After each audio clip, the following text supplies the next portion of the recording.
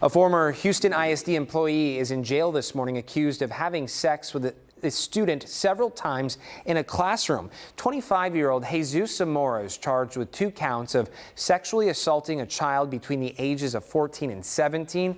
According to court documents, Zamora was an advocacy teacher at Young Women's College Preparatory Academy in 3rd Ward.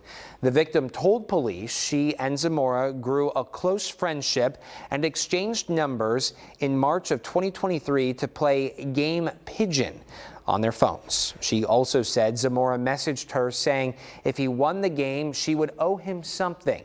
Court records reveal Zamora and the student would have sexual encounters on several occasions, and he took pictures of her against her consent.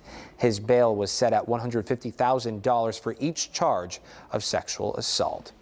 Sadly, we see stories like this every school year, and with access to social media getting easier and easier as technology advances, spotting the signs your child might be a target of grooming can become a bit difficult. Joining me now to share how parents can protect their children from predators is Dr. Whitney Krausen, licensed clinical psychologist at Children's Assessment Center. Good morning. Thank you so much for your time this morning.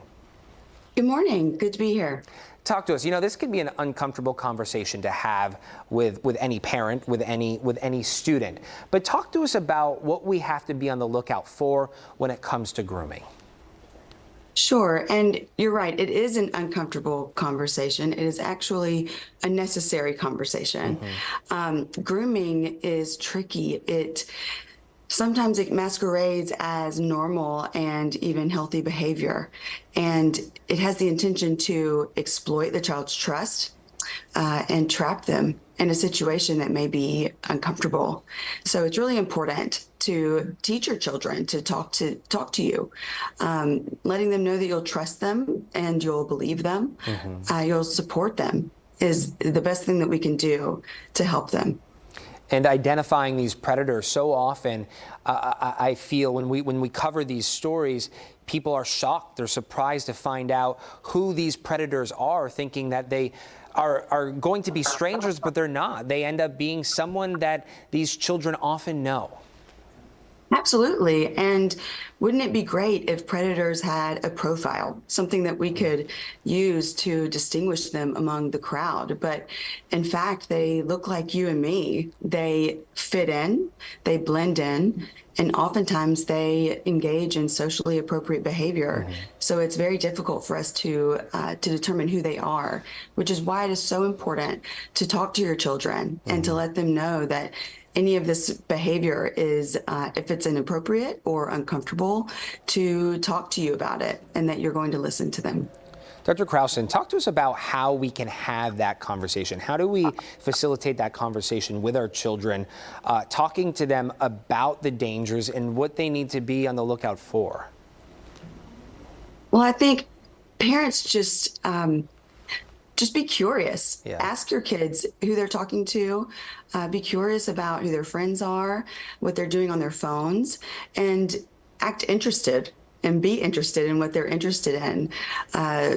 We oftentimes let the phones be, they fill that role as a best friend, as a parent, and we certainly don't want that to happen. That is the only thing that can keep you from knowing what's going on, is by letting the phone be that for them. So just being curious, talking to them, sitting down with them, even having those hard conversations about sex and sexuality and intimacy are really important.